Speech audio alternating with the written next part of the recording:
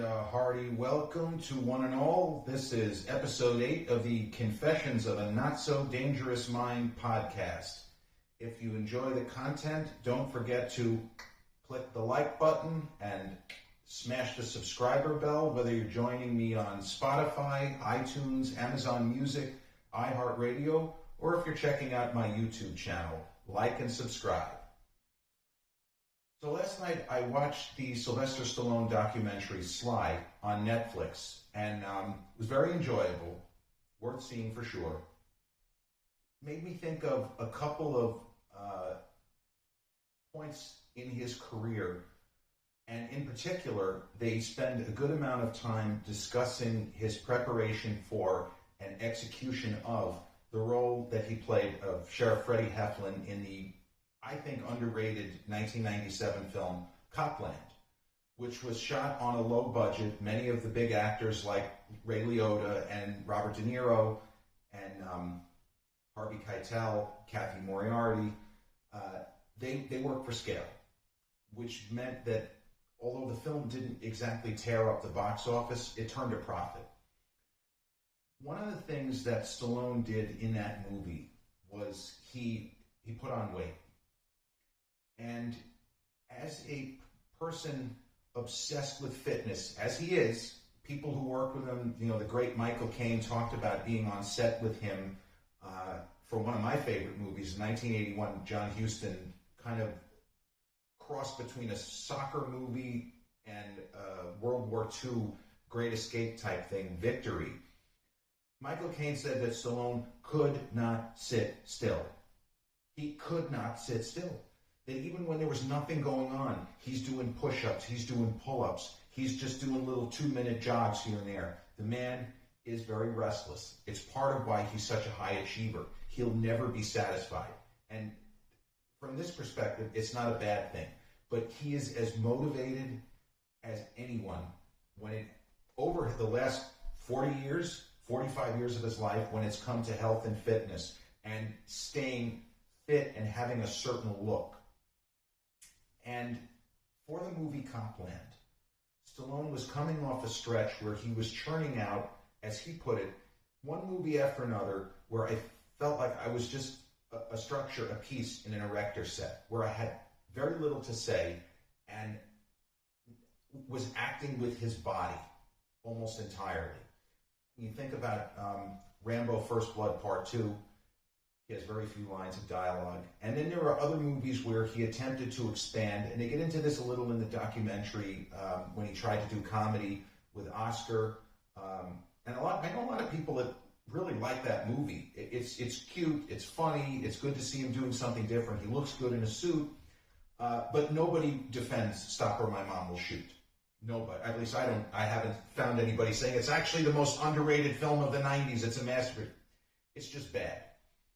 But Stallone wanted to get back to his roots, the early days of, the kind of Lords of Flatbush and Rocky and FIST, and films where he really emoted and performed using his acting skills as opposed to just his physicality.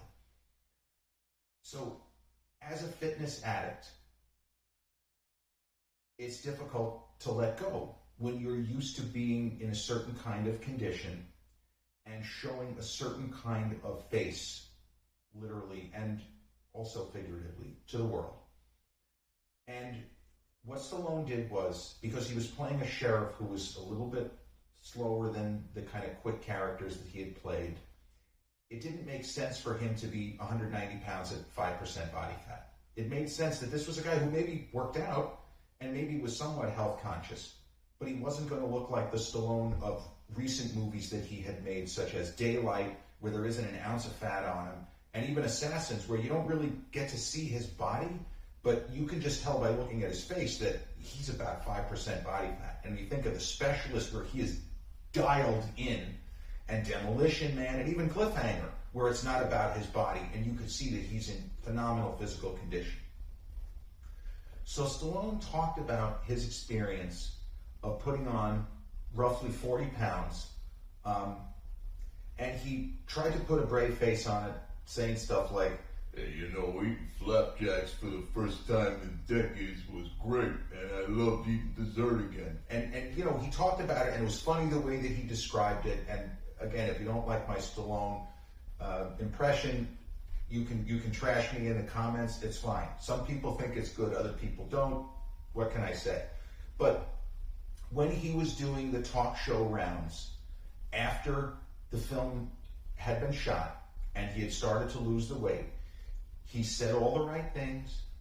He said it was good to let go. I've been so tight for so long. I never ate dessert. I never eat ice cream. These things, and you can find these various interviews he was on with Larry King, but he did a lot of different interviews where he talked about the process for this film. And it helps his performance that he doesn't look like the Stallone of that era. The movie doesn't work if he is shredded as he was in The Specialist. He had to be a little slower. He had to be a little bit more contemplative.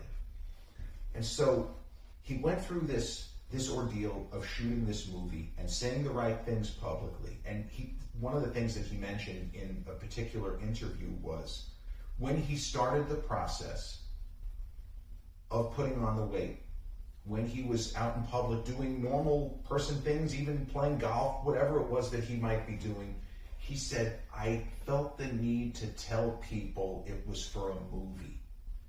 And I realized that was my vanity talking, that I didn't want anybody to think that, oh my God, I'm not serious about fitness anymore. He had to tell people, oh, it's for a movie. It's for a movie. I'm going to lose it as soon as I can.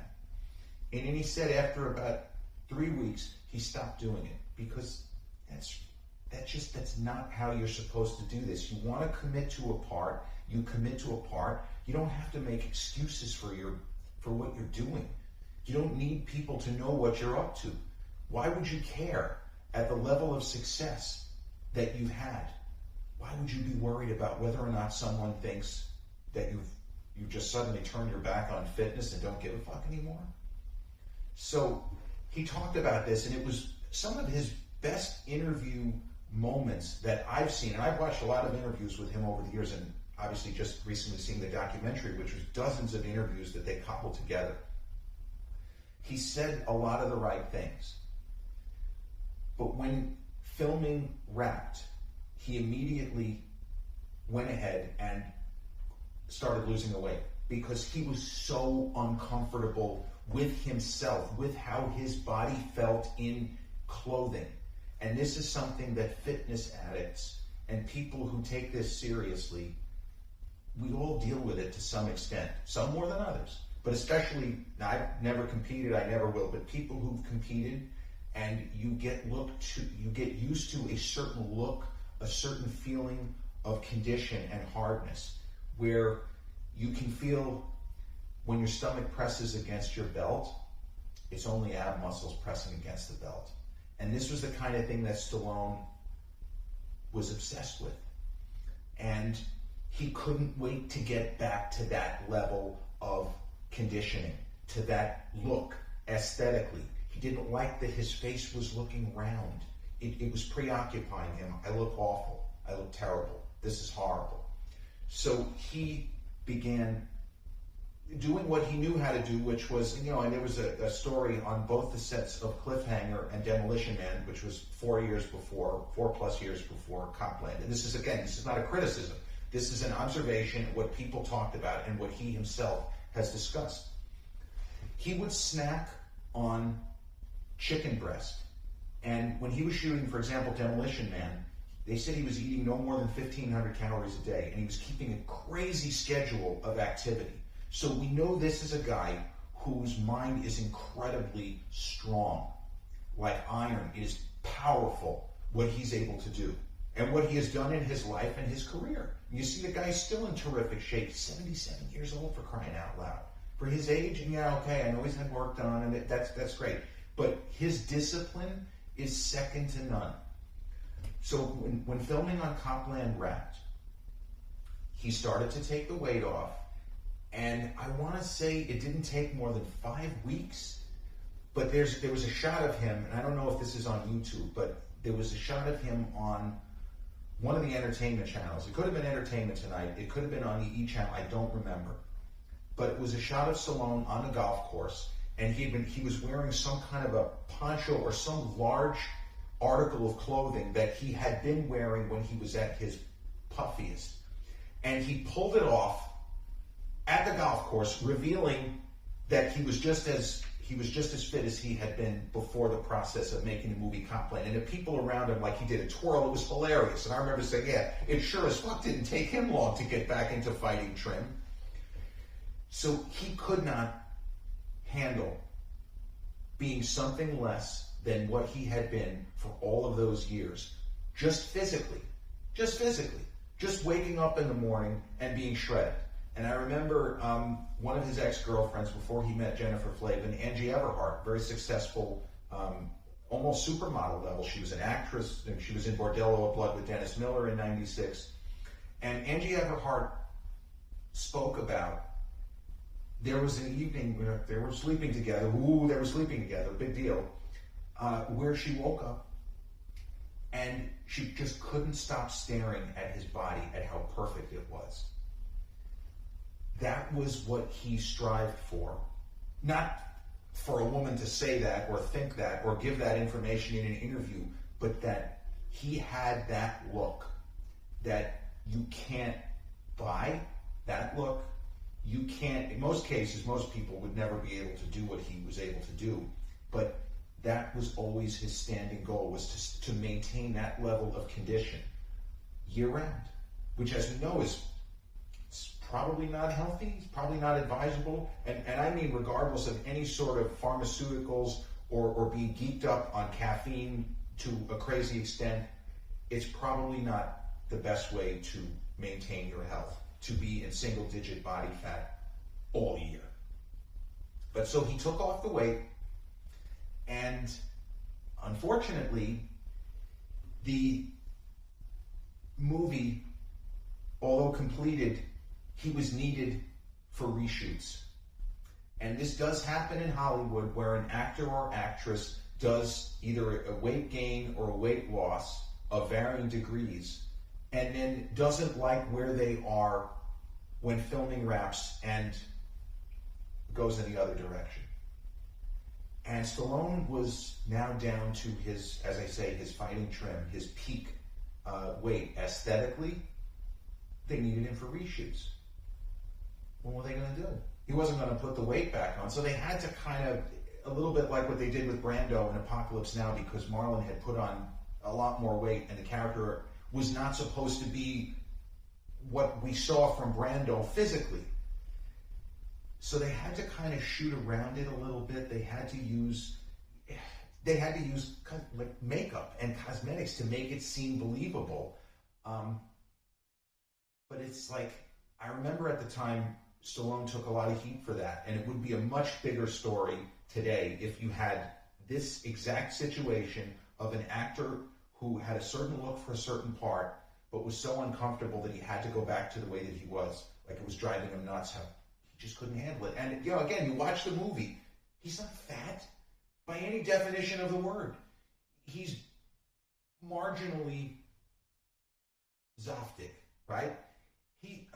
If you didn't know who he was, you wouldn't say, oh, Sheriff Freddie Heflin, an overweight sheriff. No. He was out of shape by Stallone standards. By normal person standards, he looked like a regular guy who's 50 years old. In fact, he was fitter than what you would expect from someone in his position. But it was the shock of seeing Sly with the round face and moving so slowly. That's what it was. And he himself, not being able to deal with it, took off the weight. And, you know, he didn't apologize. It's not like he said, oh, I'm so sorry. But he had to be in that condition. He needed it for his life. He was miserable. And everybody has their bliss. And at different times in your life, it becomes something different. And for him then, and I don't know about today, we know that he still works out like a demon and presumably watches his diet. You look at his face is still pretty taut.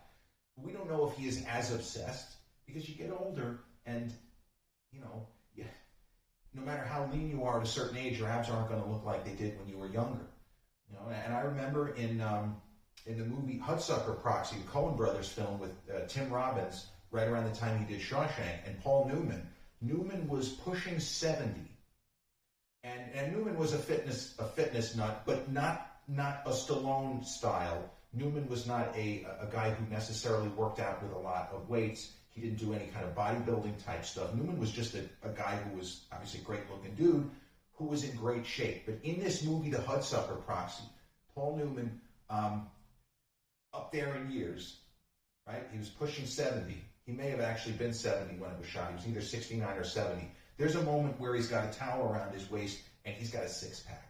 And it is crazy to see. So, yeah, it's possible. But you look at pictures of Paul Newman when he was a much younger person, and he's fucking dialed in. He's tiny, but he's dialed in. He had a great athletic body. Stallone was dialed in, and he was a much more robust, bigger dude. Even at 185, he just looked bigger because he was so fucking shredded all the time. So he had this unfortunate experience, and in the documentary, they talk about how the movie kind of lets him down. That Stallone did everything he could physically, threw himself into the role in every way, not just the fact with the weight, but that he changed the way that he delivered lines. He let his co-stars dominate scenes. And the sense is that the movie let him down a little. Now, I believe the film is underrated, but Tarantino speaks on this, and he's very, not surprisingly, eloquent, and speaks a million miles a minute. But he thought the film could have done more than it did, rather than just, in his mind, it's a curiosity to see Sly at that point in his career doing this kind of movie, where he had just made one action film after another of varying levels of success, and couldn't deal with the ramifications of this kind of preparation for a role, of getting heavy and having to wake up every day in that body and being so uncomfortable. And certainly fitness people who go up and down in weight experience this. It's never easy. You get used to feeling a certain way, and then suddenly you don't, whether it's through illness or injury, or you have some kind of maybe a thyroid condition which suddenly slows you down, makes you sluggish, makes you put on weight and lose muscle. It's all bad. And like with anything else, we can't wait to get back to our regular selves. And Restless, as always, Sylvester Stallone, is just like everybody else. And he did get into this in the documentary, the idea of the restlessness, and the fact that he never wants to be still. He never wants to let days pass without achieving something, whether it's artistically, whether it's reading. One of his favorite movies, The Lion in Winter, he likes to check it out every month or so, just to watch scenes, to remind him of what's possible in cinema. So this has been episode 8 of Confessions of a Not So Dangerous Mind. Don't forget to click like and subscribe, and I'll see you all again real soon. Take care.